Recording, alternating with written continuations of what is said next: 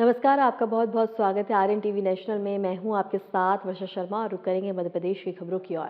मुख्यमंत्री डॉक्टर मोहन यादव ने 19 मार्च से प्रदेश भर में प्रारंभ होने वाले जल गंगा संवर्धन अभियान को लेकर विभिन्न विभागों के अधिकारियों और जिला कलेक्टर्स के साथ बैठक की और अभियान की कार्य योजना को अंतिम रूप दिया। मुख्यमंत्री ने अधिकारियों को निर्देश दिए कि जलग्रहण क्षेत्रों से अतिक्रमण हटाना जाए और नदियों के उद्गम स्थलों का विकास किया जाए और पौधारोपण पर विशेष ध्यान दिया जाए। उन्होंने शिप्रा, बेतवा और गंभीर नदियों के पुनर्जीवन की योजना पर जोर दिया। अभियान के अंतर्गत जल संरचनाओं के संवर्धन, रेन वाटर हार्वेस्टिंग का विस्तार, नगरीय जल संग्रहण संरचना और क्षेत्रों का विकास, नालों के शोधन और पौधारोपण को प्राथमिकता दी जाएगी। सीएम ने कहा कि इस बार जन भागीदारी सुनिश्चित करते हुए अभियान को और भी प्रभावी और परिणाममूलक बनाया जाएगा। युवाओं की भागीदारी सुनिश्चित करने के लिए विभिन्न विभागों के समन्वय से इसे एक जन आंदोलन के रूप में आगे बढ़ाया जाएगा।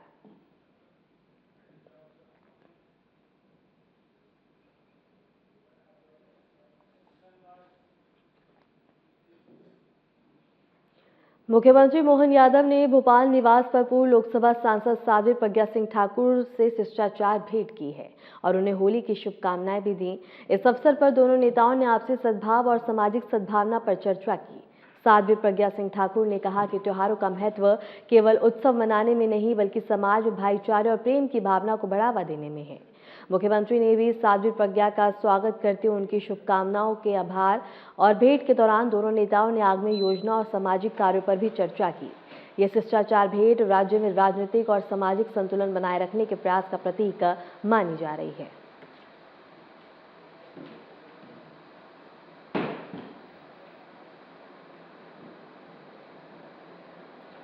मध्य प्रदेश के मुख्यमंत्री डॉक्टर मोहन यादव ने अपने आधिकारिक सोशल मीडिया प्लेटफॉर्म एक्स पर एक वीडियो जारी करते हुए जानकारी दी कि मध्य पूर्व और एशिया के विभिन्न देशों में अध्ययन, नौकरी, व्यवसाय, पर्यटन आदि के लिए मध्य प्रदेश के निवासियों की सहायता के लिए मध्य प्रदेश भवन नई दिल्ली में 24x7 कंट्रोल रूम स्थापित किया जाएगा। उन्होंने बताया कि कंट्रोल रूम प्रदेशवासियों की सुरक्षित वापसी और संकट की स्थिति में तत्काल सहायता के लिए काम करेगा। मुख्यमंत्री ने कहा कि मध्य प्रदेश सरकार लगातार केंद्र सरकार के संपर्क में है और नागरिकों की सुरक्षा सुनिश्चित करने के लिए सभी कदम उठाए जा रहे हैं। सीएम मोहन यादव ने प्रदेशवासियों से अपील करते हुए कहा कि किसी भी आपातकालीन या संकटकालीन स्थिति में वे कंट्रोल रूम के हेल्पलाइन नंबर पर संपर्क कर सकते हैं। उन्होंने वीडियो में नागरिकों को संयम और सतर्क रहने का संदेश भी दिया।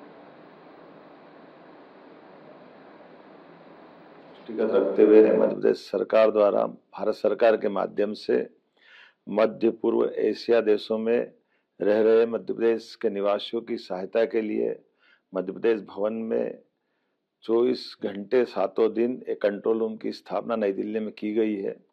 मध्य प्रदेश के निवासी जो इन देशों में अध्ययन, नौकरी, व्यवसाय, पर्यटन इत्यादि के लिए गए हैं, किसी भी स्थिति में परिस्थितिवश वो सहायता की अपेक्षा करते हैं तो कंट्रोल रूम में संपर्क कर सकते हैं।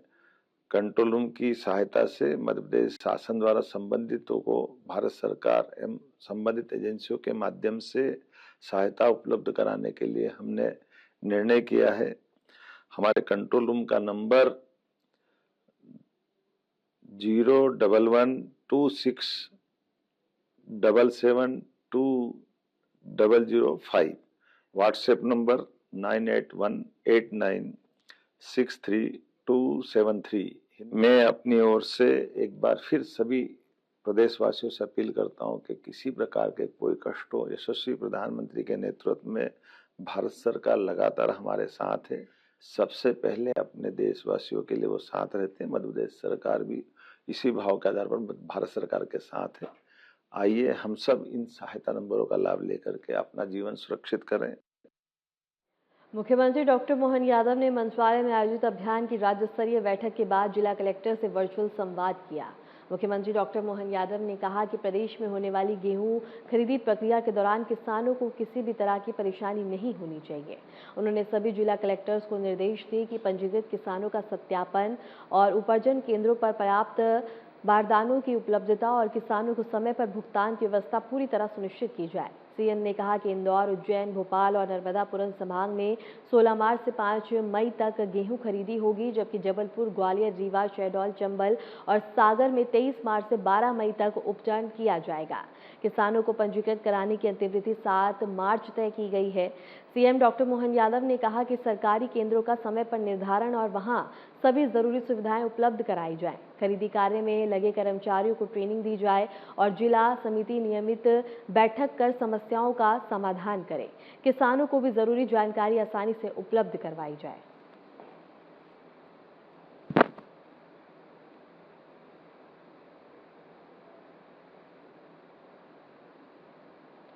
वर्ल्ड रेसलिंग चैंपियनशिप की भारतीय खिलाड़ी प्रांशी प्रजापति अमेरिका, इजराइल और ईरान युद्ध के कारण बता दें कि तिराना शहर में बीते 4 दिनों से फंसी हुई थी। प्रांशी ने तिराना शहर में आयोजित world wrestling championship ranking series में शामिल होने पहुंची थी। अचानक युद्ध के हालात के बाद प्रांशी ने भारत सरकार से मदद की गुहार लगाई थी। इसके बाद वहां फंसे होने पर अपने घर पर जानकारी भी दी और प्रांशी के पिता मुकेश ने कुश्ती संघ के अध्यक्ष से संपर्क कर मुख्यमंत्री डॉक्टर मोहन यादव तक परेशानी पहुंचाई। मुख्यमंत्री ने इसे गंभीरता से लिया और प्रांशी ही नहीं बल्कि प्रांशी के साथ फंसे सभी भारतीय खिलाड़ियों को भारत सरकार के माध्यम से सुरक्षित वापस भारत लाने की मदद की। मुख्यमंत्री डॉक्टर मोहन यादव ने सोशल मीडिया पर वीडियो कॉल का बता दें कि शेयर करते हुए लिखा कि तिराना शहर में आयोजित world wrestling championship ranking season में शामिल सभी भारतीय खिलाड़ी सुरक्षित वापस आ रहे हैं। मध्य प्रदेश की बेटी प्रांशी प्रजापति भी आज सुरक्षित स्वदेश लौट रही हैं। बिटिया ने चैंपियनशिप में रजत पदक जीता है और आज बिटिया के पिताजी से चर्चा कर जानकारी प्राप्त की है।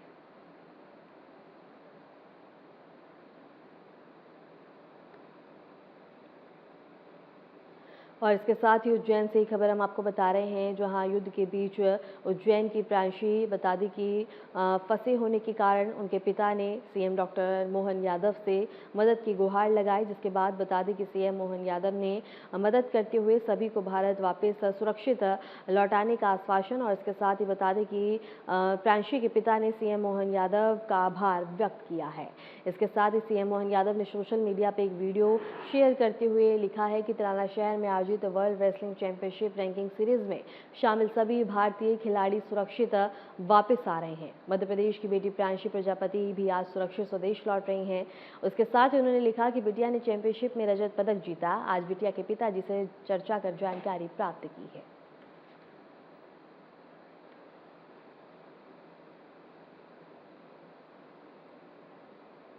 केंद्रीय कृषि मंत्री शिवराज सिंह चौहान ने हाल ही में भोपाल में विभिन्न सामाजिक और पर्यावरणीय मुद्दे पर विचार साझा किए। उन्होंने कहा कि पेड़ मिट्टी के कटाव रोकते हैं और कार्बन उत्सर्जन कम करते हैं और धरती की सतह का तापमान नियंत्रित रखते हैं, इसलिए हर व्यक्ति को पेड़ लगाना और बचाना चाहिए। उन्होंने कहा अगर ये नहीं हुआ तो आने वाली पीढ़ियों के लिए जीवन कठिन हो जाएगा। केंद्रीय मंत्री ने दिव्यांग नागरिकों के जीवन सुधार पर भी ध्यान दिया है। अपने संसदीय क्षेत्र में दिव्यांग भाई बहनों को हाथ से चलाने वाली साइकिल के स्थान पर मोटरसाइकिल उपलब्ध करवाई जाएगी।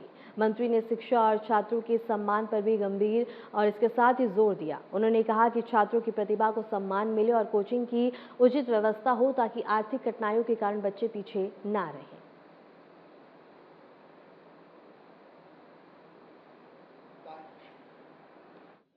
पेड़ कार्बन गैसों का उत्सर्जन रोकता है, धरती की सतह के तापमान को कम करता है और इसलिए मुझे अंतरात्मा से लगता है कि हम पेड़ लगाते रहें, पेड़ बचाते रहें।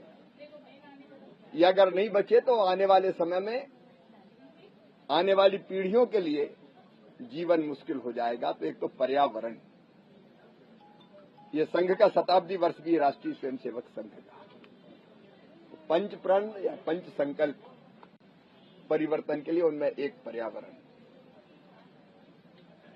दूसरा सामाजिक समरसता। जब हम सब एक है तो काय की घृणा, काय की लड़ाई, सबसे प्रेम यही सामाजिक समरसता है। एक परिवार टूटते जा रहे हैं, भाई भाई साथ नहीं रह रहे, परिवार जोड़े, उससे सुंदर कुछ नहीं। ये भारत की व्यवस्था है, संयुक्त परिवार। और एक है हम अपने नागरिक कर्तव्यों का पालन करें।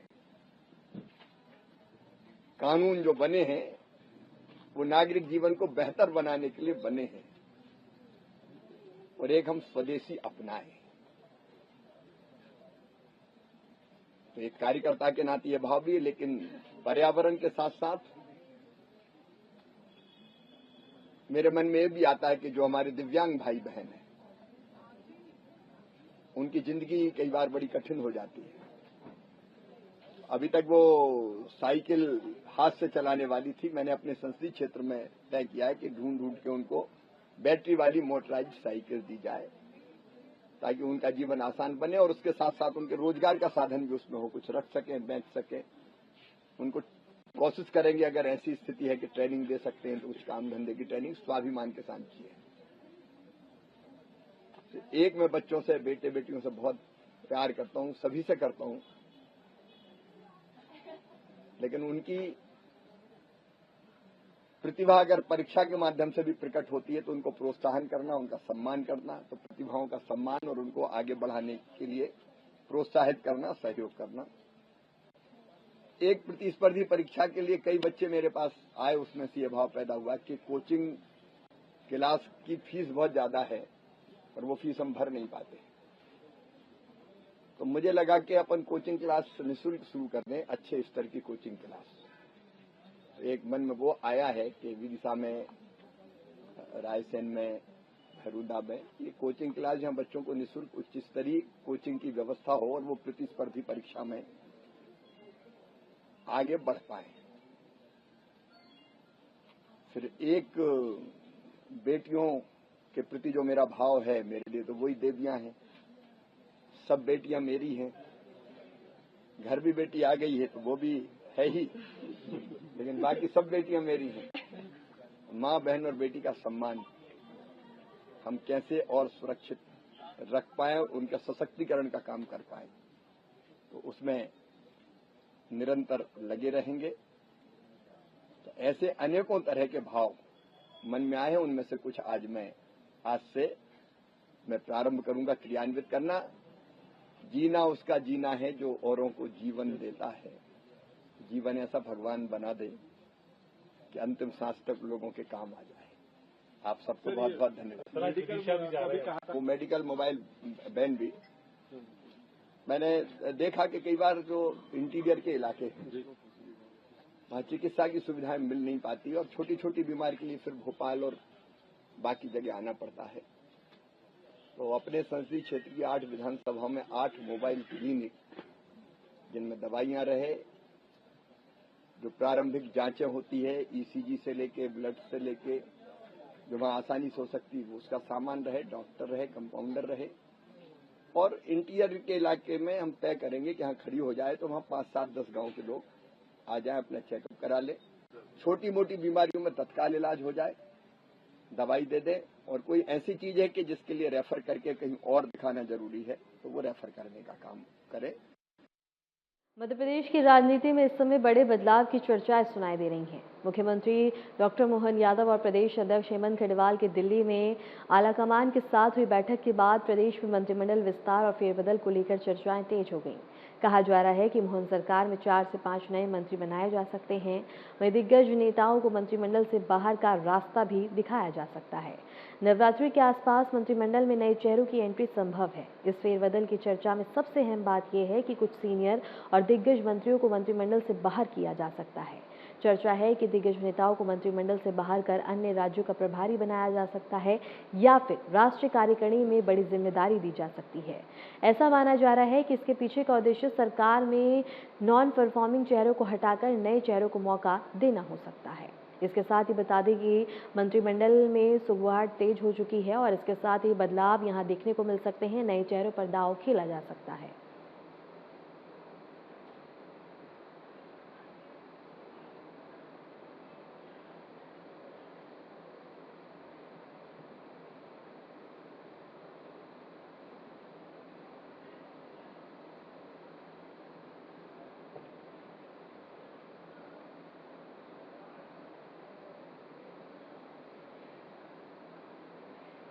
मध्य प्रदेश के ग्वालियर में ऊर्जा मंत्री प्रद्युम्न सिंह तोमर और आम आदमी पार्टी के नेता रोहित गुप्ता के बीच जमकर बहस हुई। आप पार्टी के नेता ज्ञापन देने के लिए ऊर्जा मंत्री के बंगले पर पहुंचे थे। आम आदमी पार्टी के नेताओं की तरफ से बीजेपी नेता पर भू माफियाओं को संरक्षण देने का आरोप लगाया।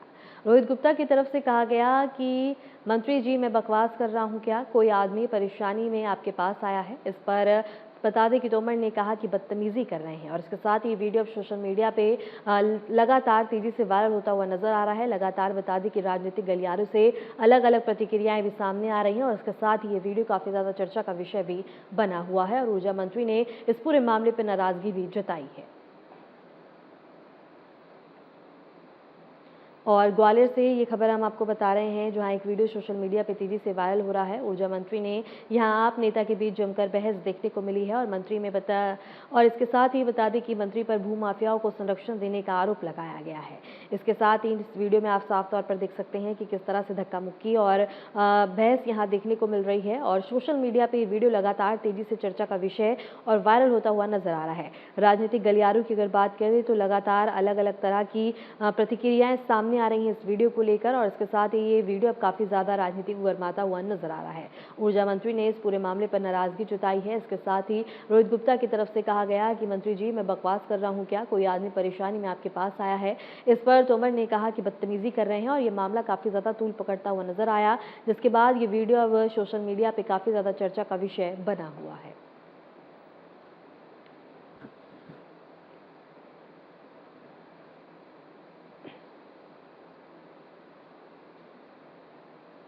आईसीसी टी20 वर्ल्ड कप के सेमीफाइनल्स में भारत ने इंग्लैंड को हराकर फाइनल में जीत बना ली है। इसके बाद खंडवा में लोगों ने उत्सव का माहौल बना दिया। शहर के विभिन्न हिस्सों में लोग सड़कों पर निकलकर भारत की जीत का जश्न मना रहे हैं। भक्ति गीत, नारे और पटाखों के साथ नागरिकों ने टीम इंडिया की सफलता का स्वागत किया।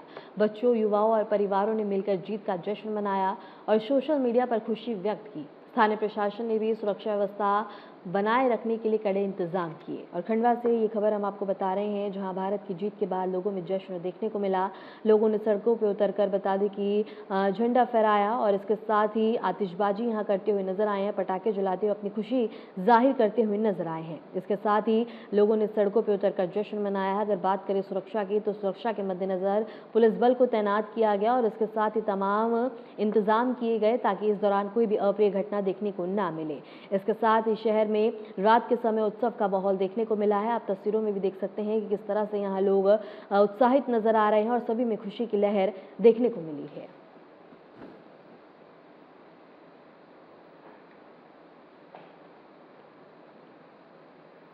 उज्जैन के प्रसिद्ध महाकालेश्वर मंदिर में भस्म आरती का आयोजन किया गया। इस अवसर पर भक्तों ने विशेष पूजा अर्चना में भाग लिया। मंदिर में जल अभिषेक, पंचामृत और पवित्र भस्म से स्नान जैसे धार्मिक अनुष्ठान संपन्न किए गए। भस्म आरती का यह कार्यक्रम भक्तों के लिए अत्यंत पवित्र अनुभव रहा, जिसमें शांति, श्रद्धा और आध्यात्मिकता की झलक देखने को मिली। मंदिर प्रशासन ने साफ सफाई और अनुशासन का विशेष ध्यान रखा और भक्तों ने भगवान महाकाल की आराधना कर स्वास्थ्य, सुख, समृद्धि की कामना की है। और उज्जैन से ये खबर हम आपको बता रहे हैं, जहां बाबा महाकाल के सभी भक्तों ने दर्शन किए। देश विदेश से आए श्रद्धालुओं ने महाकाल के भव्य रूप के दर्शन किए हैं। बाबा महाकाल का विशेष श्रृंगार किया गया और इसके साथ ही सभी भक्तों ने यहाँ आशीर्वाद प्राप्त किया है और बाबा महाकाल की आराधना करते हुए नजर आए हैं। अगर बात करें सुरक्षा की, तो यहाँ तमाम व्यवस्था की गई ताकि दर्शन के दौरान कोई भी असुविधा श्रद्धालु को ना हो।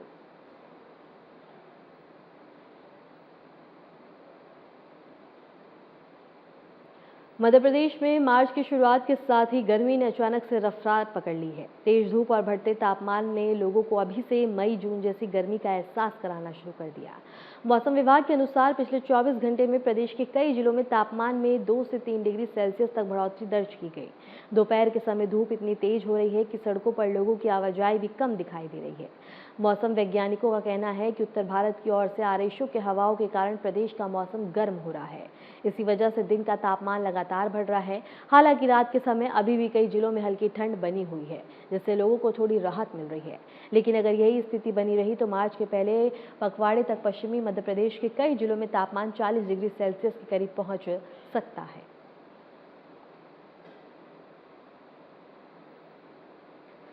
और इसके साथ ही बता दें कि मध्य प्रदेश में अभी से गर्मी के आसार यहाँ देखने को मिल रहे हैं और इसके साथ ही 2 से 3 डिग्री सेल्सियस तक बढ़ोतरी यहाँ देखने को मिली है और लोग गर्मी का एहसास करते हुए नजर आ रहे हैं। मध्य प्रदेश में मौसम ने अभी से रफ्तार पकड़ ली है। मौसम विभाग के अनुसार पिछले 24 घंटे में प्रदेश के कई जिलों में से 2 से 3 डिग्री सेल्सियस की बढ़ोतरी देखने को मिली है। अगर दोपहर के समय की बात करें तो धूप इतनी तेज हो रही है कि सड़कों पर लोगों की आवाजाही कम देखने को मिल रही है। मौसम वैज्ञानिकों का कहना है कि उत्तर भारत की ओर से आ रही हवाओं के कारण प्रदेश का मौसम गर्म हो रहा है। इसी वजह से दिन का तापमान लगातार बढ़ रहा है। हालांकि रात के समय अभी भी कई जिलों में हल्की ठंड बनी हुई है, जिससे लोगों को थोड़ी राहत मिल रही है। लेकिन अगर यही स्थिति बनी रही तो मार्च के पहले पखवाड़े तक पश्चिमी मध्य प्रदेश के कई जिलों में तापमान 40 डिग्री सेल्सियस के करीब पहुंच सकता है।